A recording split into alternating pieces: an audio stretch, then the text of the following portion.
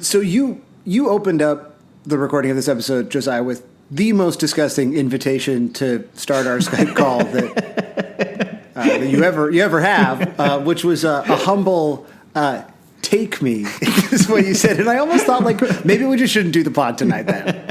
Like there needs to be some punishment for just casually tossing around that kind of language. Said he's ready, and I said, "Take me." I feel like, that is a thing, even at work, too, is like every once in a while, just to keep things spicy and slack, you have to make a joke about someone talking about the back end. Like, I don't know if anyone else works in media that about using a CMS, whether it's WordPress or whatever. But after a while, you just get used to saying, I put it in the back end. But like, I think every 6 to 12 months, you have to make a joke about someone saying that. Otherwise, just as a rule, just to let people know that you still know kind of thing. Exactly. Or like if you work where I work and people are talking about like what news stories they're going to post, they'll say, I'll do I'll do Billy Corgan. Then I think maybe that one is more like every 2 years you have to pretend that it's a sex thing.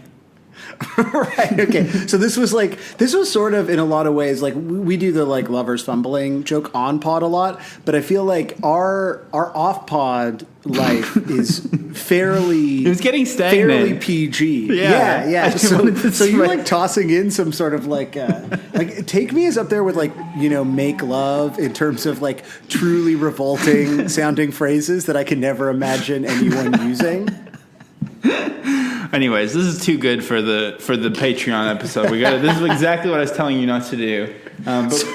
Sorry. There's a few. We'll start off the next episode all fucked up. We're doing an emergency Patreon episode for myriad reasons. One of them is we were overdue for a Patreon episode. That's the main one. And I got my quote unquote friend Drew, aka Rapping for Safety. People have messaged me being like, wait, is he like actually a friend or foe? Like, what's the situation here? Is it an audio critic kind of I'll situation? tell you the truth in a second, but before we jump behind the paywall. Before we jump behind there, I will just say it was just nothing short of a complete what's like an old-timey word for fuck up? Like a ballyhoo or something? I feel like there's a word I'm thinking of. Right, a boondoggle. Yeah, it was a boondoggle, completely. In every way, he was not prepared. He had not made the notes he promised he would make. Wow, I'm on Drew's side so far. I was very flustered to speak to him and very angry, and I've just been through a lot lately, so that I actually didn't realize that my mic was not hooked up to Skype, and so I recorded with my internal microphone. That's true. Like, wait, just to be clear, so not like because I did the Clairebot interview for one of the regular episodes accidentally through the like tiny mic attached to my earbuds, and it is to date the only episode that Wife of the Pod Ashley has ever listened to, and she was like, to be honest, the people who complain about the audio quality of this podcast are correct. And I was like, no, it's the wrong mic, I fucked up. So you recorded it through the mic in your computer, like it was capturing the whole room? Yeah, my laptop mic. Amazing. And so it was so distorted and fucked up and echoey because of the new booming furniture-less room that I'm podding from right now. I can really hear the boom on my end, so I'm curious how it sounds on the other side. So imagine that boom going through an internal MacBook speaker because UPS has just had their way with my computer.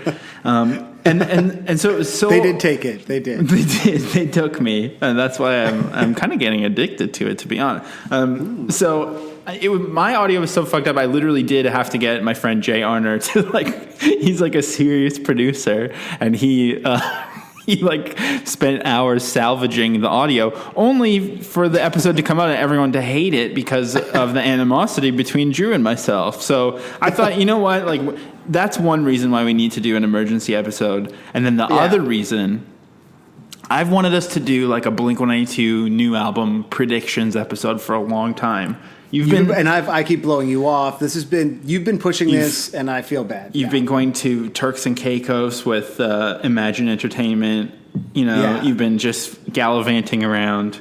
I don't even want to know what you've been getting up to behind closed doors, to be honest. But all this has been going on, and so you haven't been able to join me. And then today, in fact, I said to you earlier, you've failed upwards because now we don't need to do a prediction episode.